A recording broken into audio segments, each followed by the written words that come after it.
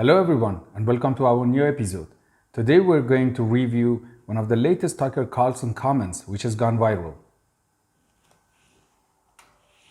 In your mind's eye, you imagine the American empire ending someday, probably in like a conflagration, in some sort of conflict with another great power. And if you had to pick one, you would imagine the end might come in a dispute over Taiwan, formerly Formosa, the island off mainland China that China considers part of its country. There's been a dispute about this for almost 80 years. And the United States has sort of informally suggested that it would defend Taiwan's sovereignty, and periodically that part of the world, South China Sea, pops into the news and you think, wow, that could be a big deal if, we actually had a war with China, because every year they get stronger.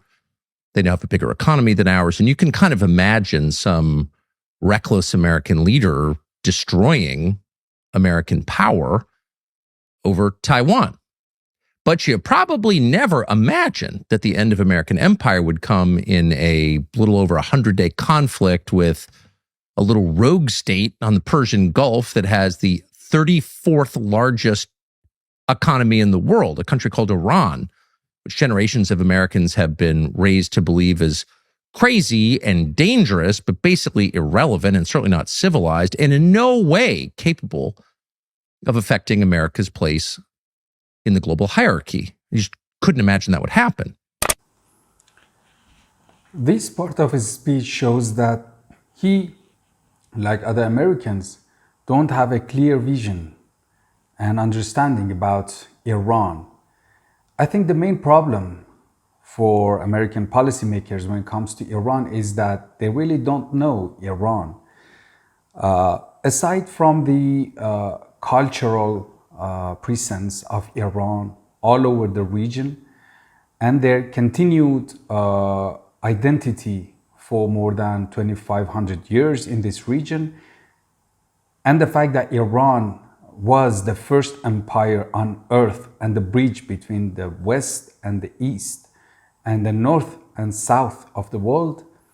The fact is that today, if Iran, as it claims, is the 34th largest economy in the world, the main reason for this economic misery, I can call it, is decades of very heavy sanctions by United States against Iran, which, as I always say, was and is hurting ordinary Iranian people, whom Trump is promising to liberate, actually, because sanctions are always good for the wealthy people and hurts only ordinary people.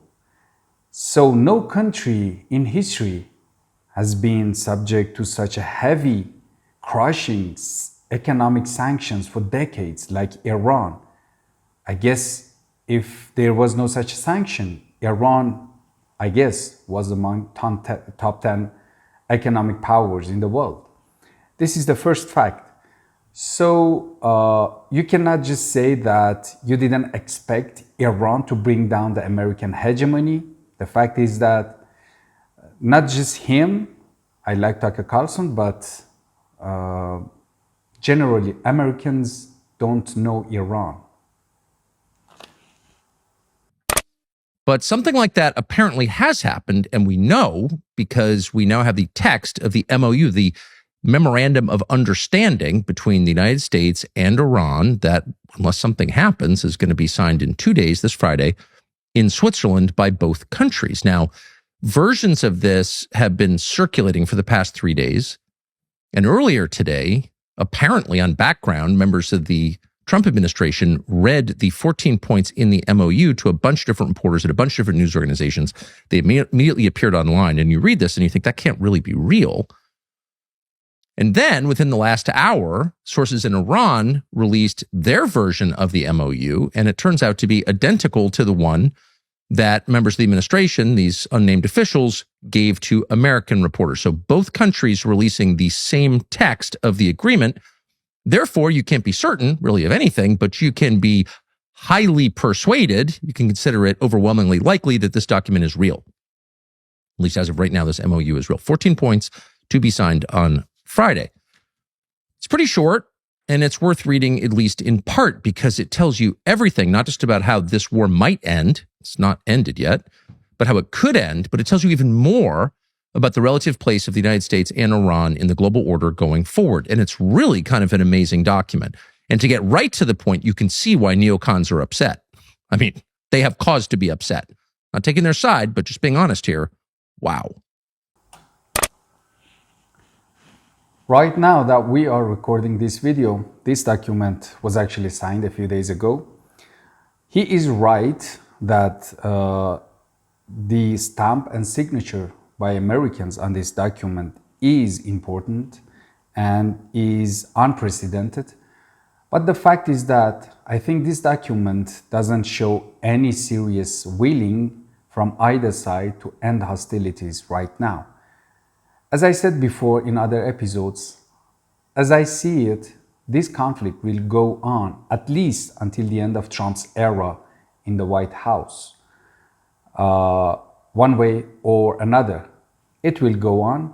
But the fact is that, as he said, Americans for the first time signed a mutual document with Iran, directly with Iran, where they are accepting some facts and they are giving some concessions. And that's a good start. Here's part of what it says. Paragraph 1. The United States of America and the Islamic Republic of Iran and their allies in the current war, by signing this MOU, declare the immediate and permanent termination of military operations on all fronts, including Lebanon, and undertake from now on not to initiate any war or any military operation against each other, and to refrain from the threat or use of force against each other, and ensuring ensuring the territorial integrity and sovereignty of Lebanon. The final deal will confirm with the permanent termination of war on all fronts, including in Lebanon. Okay, so that's the first paragraph of the agreement. Israel is not mentioned, but Lebanon is mentioned 3 times. Lebanon? What does Lebanon have to do with this war? Well, strictly speaking, nothing. And when it began on February 28th, we were told by the administration this was purely about disarming Iran and preventing this rogue terror state from getting a nuclear weapon, which would be prima facie a threat to the world. But very shortly after this war commenced, Israel decided, oh, wait, we're going to take this opportunity not to achieve the goals that they convinced President Trump to tell our nation about, but instead to do something we've wanted to do for a long time, which is steal southern Lebanon. And so very shortly after this war began, Israel started a new war with American weapons paid for by American taxpayers designed to take land from Lebanon, all the land south of the Litani River, which kind of bisects the country diagonally, and then starts hitting Beirut on the Mediterranean, an ancient and beautiful city, maybe the most beautiful city in the world. And Israeli warplanes started blowing up civilians in the middle of Beirut, while the United States was occupied, tied down, really, both fighting this war that Israel inspired. We followed Israel's lead into the war, according to the Secretary of State, Marco Rubio, and tied up defending mainland Israel from the response to that war from Iran. And Israel takes this opportunity to use our money to start a new war to steal land. So this agreement addresses that in the very first paragraph. So while a lot of people in America didn't even notice what was happening, Iran focused on it. And so in order to get everything else that follows in this agreement, the United States will have to restrain Israel, pull back from Lebanon, stop killing civilians in Lebanon, and give back the land that you stole while the rest of us were paying attention to the Iran war. Wow, that's the first paragraph. And apparently the U.S. is going to sign this. Iran is insisting on truce in Lebanon, not only because Hezbollah and the Lebanese people are close friends of Iranians, but also there is a deeper, more strategic reason behind it. Iran wants to put America and Israel in front of each other. Iran is playing exactly the game that Israelis have been trying to play against Iran and Hezbollah. Israelis have been trying to put Iran in front of Lebanese people and Hezbollah, and to tell them somehow that the reason behind your misery is Iran. But now Iran is playing that same game more successfully against Israel and America. When Iran is insisting on truce in Lebanon, in South Lebanon, and in Beirut as a precondition for any agreement, the fact is that we all now know that the Israelis won't accept it, and they will continue their crimes in Lebanon, and they will continue to occupy lands in Lebanon. That's the fact that everybody knows. Even Americans know it. So when this becomes a precondition, everybody knows that when time passes, the Americans start realizing that the real reason why they are not able to have a final peace in the Middle East is not Iran, because Iran is ready to make concessions in its nuclear program. Iran is ready to open the Strait of Hormuz and not charging toll. But the problem is that the Israelis are not stopping. So when this perception starts growing in the minds of Americans that the main hurdle they have in the Middle East is Israel, not Iran, they will gradually start to stand against Israel. And we are now witnessing signs of this confrontation between Trump and Netanyahu. And that's, I think, the deeper strategic reason behind the Iranian stance on Lebanon. Paragraph 2. The United States and the Islamic Republic of Iran undertake to respect each other's sovereignty and territorial integrity and to refrain from interfering in one another's affairs, internal affairs. Why is this significant? Well, because the United States is addressing the Islamic Republic of Iran not as a rogue terror state, the Third Reich reconstituted in the Middle East, but as a normal country. In fact, as a powerful sovereign country whose internal affairs will be, as a matter of record and agreement, treaty, unmolested. Because you don't interfere in the internal affairs in powerful countries. And so basically, this is acknowledging paragraph 2, before we even get to the Strait of Hormuz and the nuclear program and all the rest, this document is acknowledging that Iran is not a rogue terror state. Iran is a sovereign nation, in fact, a great power, because it's negotiating with the world's greatest power, the United States. And the United States is acknowledging that, hey, you have a right to run your country as you like. And so that means almost 50 years of watching reports on television about how Iran is an out-of-control theocracy that murders gays for being gay and prevents women from getting educated or whatever they've been telling you.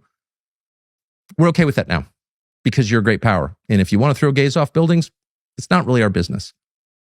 Well, that's quite a change, whatever you think of it. Well, firstly, I need to insist that no one throws gays off the buildings in Iran. But aside from that, the fact is that this was exactly what Iran has been trying to reach for 4 decades, more than 4 decades. I mean, the reason behind this resistance, the main reason is that Iran wants America to accept the fact that Iran is an independent, powerful nation. And Iran is a player. Iran is not a subject to be played. And this part of the agreement is exactly insisting on this fact. So I think this one is the main important part of this MOU that was signed. And Americans have finally reached this conclusion that they cannot overthrow, they cannot destroy Iran. And Iran is an independent player and they need to respect its independence, and they don't need to go after making changes in Iran anymore. They will have to accept this fact and live with it. But I guess, again, until the end of Trump's era, it won't happen. It's only on paper. After Trump, there will be some serious agreements between Iran and the United States. And Iran will be practically in charge of Middle East and Persian Gulf. Paragraph 4. Immediately upon signing this MOU, the United States of America will begin the removal of its naval blockade and any disturbances or impediments against the Islamic Republic of Iran, and will fully end the naval blockade within 30 days. Retreat. Pull your troops out. Get your warships out of this area. Stop hassling us. That's not a victory. That's a surrender. That's a retreat. It's pullback. Just a fact, whether you like it or not. And to be clear, this is better than the alternative, not complaining about it, just noting that, wow, this is not unconditional surrender by Iran. Hardly. Paragraph. Well, this is not an unconditional surrender by the United States too, but the fact is that this kind of retreat or pulling back troops from Middle East is not a normal event. The fact is that most of the American bases all over Middle East are either totally destroyed or damaged very hard that you will need years and billions of dollars to repair it. So for this reason, not on paper, but in practice, America will have to withdraw and retreat from Middle East. And this is a big win for Iran because, as I said before, the Americans invaded Iran to change dynamics in the Middle East, but now they have given full control of Persian Gulf and Middle East to Iran by their hands, by their own hands.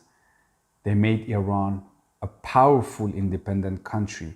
Some may even claim a superpower. 5. Upon signing this memorandum of understanding, the Islamic Republic of Iran will make arrangements using its best efforts for the safe passage of commercial vessels with no charge for 60 days only from the Persian Gulf to the Sea of Oman and vice versa. In other words, they're going to open the Strait of Hormuz and not charge anybody anything for a month. And at that point, we'll talk. But Iran's going to talk not to the United States, but to the Sultanate of Oman, which would be the country directly across the strait to the south, the oldest monarchy in the world. Iran and Oman will determine the terms on which shipping flows through the strait, because after all, they're the two countries on either side, the north and south sides of the strait. So like it would be up to them. You know who it's not up to? The United States, which has effectively controlled the Persian Gulf for your entire life. But not anymore. Now it's up to Iran and Oman and their allies or regional partners. The other 5 GCC countries, maybe Iraq at the western end, who knows, but not the United States. And by the way, not China or Russia either, but the two countries whose territory touches the Strait of Hormuz, they're in charge now. And by in charge, that means in charge of, in effect, the Persian Gulf. Because the overwhelming majority of the commodities, mostly oil and gas, but not just oil and gas, fertilizer, sulfur, the rest that you've heard so much about for the last 100 days, flow through that strait. And so Iran is now at least an equal partner with Oman in determining how much it's going to cost the rest of the world to get their commodities out of the Persian Gulf. How much oil-producing, gas-producing nations will pay to get their commodities out of the Persian Gulf. Iran. That was not true on February 27th. Apparently, it's going to be true into the future. So that power, the power to determine who gets their commodities out of the most energy-dense region on the planet, by definition, makes you into a major player, if not a regional hegemon. You're certainly a big deal. People can't dismiss you as a rogue terror state at that point because you control, in effect, 1/5 of the world's oil and gas. Okay, now. And it goes on. Charging money or toll for crossing the Strait of Hormuz is not really important for Iran. The most important thing is control. Iran wants to stay in control of the Strait of Hormuz and Persian Gulf. The money is not important here in this game. Why? Because if Iran controls the Strait of Hormuz, Iran will, in practice, control a serious part of the world economy.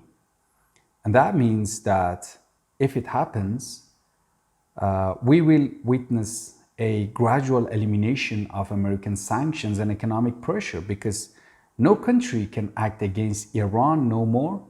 If any country wants to abide by the sanctions, American sanctions, I mean, Iran simply won't let their ships through the strait, and they will have to listen to Iran and solve the problem. So this is the kind of power projection, not only in the region, but all around the world. The kind of authority that, except for America, no nation has it around the world. But now Iran is trying to stand by the Americans and become the second nation on earth that can have some kind of power projection all around the world. Paragraph 6. The United States of America undertakes with its regional partners to develop a definitive, mutually agreed upon plan with at least USD 300 billion for the reconstruction and economic development of the Republic of Iran. Not just the reconstruction, not just rebuild the things that you blew up, but help our economy going forward. Economic development. The U.S. has done a lot of that around the world, or said it does a lot of that around the world, and it has to some extent. But never in Iran, not since at least 1979, when its proxy, the Shah, got booted. And Iran has been, our kind of top enemy in the world ever since. And now the United States will somehow be involved in raising a fund, $300 billion. When this was leaked 2 days ago, most people, including me, assumed that this was disinformation. It was a lie spread by opponents of the agreement as a kind of poison pill. Like, no way, $300 billion? Isn't that like bigger than the entire Iranian economy? Can't remember, but it's in that range anyway. That can't be real. Now, U.S. officials, including the vice president, have said, that's not coming from American taxpayers, and that's probably true. That would be very hard to sell. But it's coming from somewhere, and apparently, according to the agreement, the United States will be involved in procuring the money, putting together the fund, who knows? But it says right there, the U.S. is part of this. The Arabs don't have any other choice, and Iran knows pretty well that the United States will never pay this money. So who is better than Arabs to solve this problem? Because in the first place, this is the problem that Arabs created because of their big strategic failure. When they borrowed their security from a country which is thousands of miles away and is not from the region, that's what happens. That's exactly what happens when you borrow your security. You pay money to have security. That never happens. So now Arabs brought Americans to this region, made this big problem for everybody. Now they will have to invest huge money in Iran. Firstly, to make Iran happy. Secondly, it can also bring them more money too. Why not? So, and finally, this will solve all the security problems in the region when the Arabs come to the conclusion that they don't need Americans anymore for security reasons, because they are investing huge money in Iran, and Iran is happy and they are happy. So there will be, no reason for more conflicts. Paragraph 7. The United States of America undertakes to terminate all types of sanctions against the Islamic Republic of Iran, including the UN Security Council resolutions, the IAEA Board of Governors resolutions, and all unilateral sanctions, primary and secondary, in an agreed upon schedule as part of the final deal. Maybe the most significant and most difficult to achieve point out of the 14, ending the sanctions. Now, those sanctions have been in place in one way or another for generations.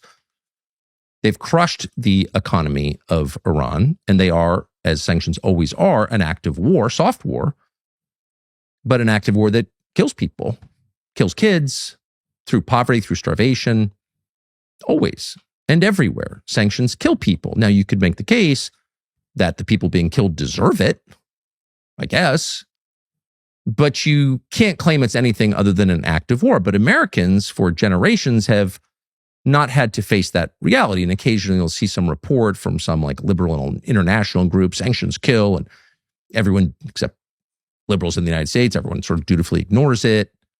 Sanctions seem like a really easy, low-cost, non-violent way to impose our will on other countries. And we always do them under the pretext of like a moral crusade.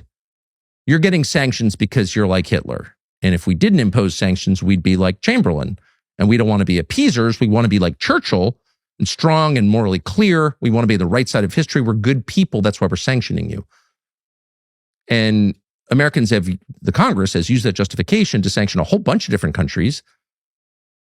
And in no case have those sanctions helped the United States at all. In fact, they've done more than anything else to weaken the US dollar. Long term, they will impoverish the United States, those sanctions. There's no question about that. That's been acknowledged for a long time. But they've continued because no one has really pushed back because no one could. And now Iran apparently has successfully, and if it happens, it'll be the first time at this scale that it's ever happened, has pushed the U.S. to roll back those sanctions. Now, there is, a long distance between putting that in paragraph 7 of the MOU, which is not even signed yet, and actually happening. Apparently, it's going to have to go through the Congress. Will that work? Hard to know, hard to believe. But the fact that it's even up for discussion and that the current administration is eager to agree to it tells you that this is the biggest change diplomatically, well, in memory, at least. It's incredible that they actually wrote this down. Paragraph 8. So this is officially the end of the failed economic policy of sanctions for the United States, because Iran was the most sanctioned nation on earth for decades, for more than 4 decades. And in the end, Iran actually pushed United States to roll back those sanctions. It means that they did not work. And aside from that, when sanctions are lifted, and again, I insist that I think nothing will happen until the end of Trump's era. But after that, we will have sanctions relief. When sanctions are lifted, Iran will become richer and much more powerful, and the government in Iran will be consolidated. They wait till the 8th paragraph out of 14. The Islamic Republic of Iran reaffirms that it shall not procure or develop nuclear weapons. Now, keep in mind, the whole point of this, we were told, was to stop their nuclear weapons program, which didn't actually exist. They had a nuclear program. Was it a nuclear weapons program? Maybe. Why wouldn't it be? Who doesn't want nuclear weapons? France has nuclear weapons. Pakistan does. Everyone wants nukes, or else they get treated like this. But was Iran actually building a nuclear weapon? There's no evidence of that. In fact, there's quite a bit of countervailing evidence that they weren't at the moment. Will they now? Of course they will. Like, who wouldn't? You don't see Trump or Lindsey Graham or Ted Cruz standing up and saying, we need to invade North Korea. We can't. They have a nuke. So we treat them with respect. Despite the fact the leader is very short, we treat them with respect because they have a nuke. So the incentive to get nuclear weapons is overwhelming, and all things being equal, countries that can get them will. And Iran is no different. But this does, let's be honest, makes it a lot more likely they will, because, among other things, they'll be able to afford it, which brings us to paragraph 10. I think the correct question here is, does Iran still have enough incentives not to build a nuclear weapon while they were punished and invaded with the excuse of having one? And there is also one more way to describe it. Maybe this was an excuse for Iran from the first day. Iran was not willing to make a nuclear weapon, but they brought up this excuse in order to make the West give them and make some concessions finally, which they did, in return for the weapon that Iran was not seeking from the first day. Just think about it. The United States of America undertakes that immediately upon the signing of this MOU and until the termination of sanctions, the U.S. Department of Treasury will issue waivers for the export of Iranian crude oil, petroleum products, and derivatives, and all associated services, including banking transactions, insurances, transportation, etc. Now, that sounds technical, but it is an incredible departure from where we were yesterday, where again, we are at the end stage of a multi-decade effort to isolate Iran in the world, to make even going to Iran as a tourist verboten. You can, by the way, be prosecuted for spending money in Iran, so subject are they to all these sanctions. That this announcement that, oh, we're getting rid of all that stuff and like they can do banking and companies can do business with them and they can export their oil and they're not going to have to put it into unmarked tankers and pretend it came from somewhere else. This is a sea change that, again, connects to the other paragraphs in one way. It treats Iran like a global power, like a sovereign adult nation, not like a rogue terror state, just the opposite. It treats Iran with respect. It treats Iran like a nation to be reckoned with and afforded sovereignty. Incredible. Selling more oil is the equivalent of having more money, having more power, and having a better economy, and having a quicker recovery for Iran. And that's exactly what the Arabs and the Israelis don't like. And it means at the same time, it means less money and less power for the Arabs. So that part is what makes me wonder if it really happens right now, which again, I guess won't happen. But in the future, the United States and the Arabs will have no other choice but to accept this fact, because they did all they can against this nation. They did everything. And the final step was a big war, and they did it. 23,000 attacks against a country, one country, in 40 days. I mean, that's, I think, a historic record. But they couldn't change the regime, they couldn't destroy the country, and they couldn't destroy the civilization, as they claimed. So they will have to accept the facts now and make concessions.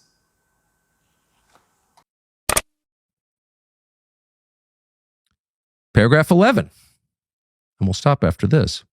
The United States of America undertakes to make fully available for use the frozen or unrestricted funds of the Islamic Republic of Iran upon the implementation of this memorandum of understanding.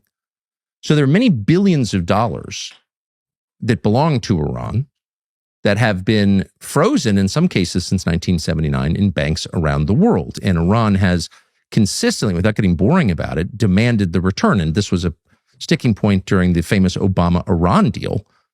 Iran wanted its money back. And in some cases, they never got it back. The United States just ignored its promise to return the money. But it's Iran's money. They think about it quite a bit. It's not a rich country, number 34 in the GDP list, as noted, and they want their money back. And within Iran, this is considered a really significant question. And it's also, of course, a matter of national pride. It's their money. Why can't they have it? Because it's in US dollars. That's why. So with this, they would be getting their money back. So there's kind of no lying about this. This is maybe good for the United States long term. You could certainly argue that. And one hopes it will be. One prays that it will be. It'll be better than what we have now. That's for sure. But it is impossible. From this text, assuming this is real, and we think that it is absolutely impossible to say this is in any sense a win for the United States, because it's not. This is a pretty humiliating loss for the United States. And as an American, certainly not gloating about that at all. This is a loss. This is, by the way, the reason that you wouldn't want to start this war in the first place, because it could only end as it has ended. And the people, by the way, who pushed to start this, notably the Israelis. That money actually is not the main reason why Iran is asking the return of their frozen assets. And the question is not that Iran is the 34th economy in the world, so they will need some billions of dollars in order to solve this problem.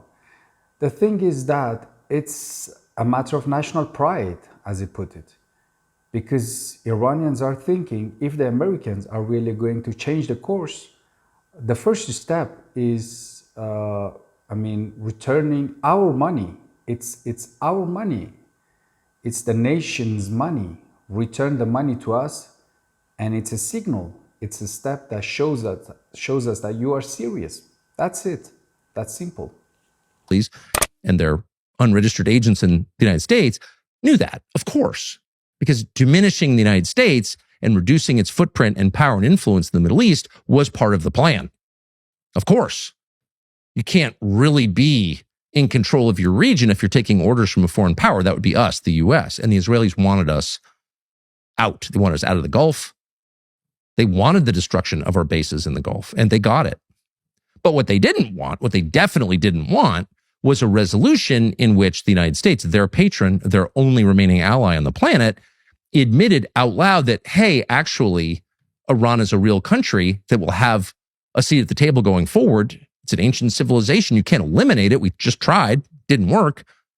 And henceforth, we're going to treat them as not just a real place, but a steward of the most economically significant waterway on the planet. I cannot accept this part that Israel has been trying also to diminish the American presence in the Middle East, because Israel without America is nothing. It's absolutely nothing. Israel cannot stand against Iran for 1 week again if Americans are stepping aside. So the Israelis want the Americans involved permanently in the Middle East, but not to the direction of accepting, like this MOU, Iran's position, but in a direction exactly on the contrary, in the direction of destroying not only Iran, but all the Arab nations and giving their lands to the Israelis. Thank you for watching.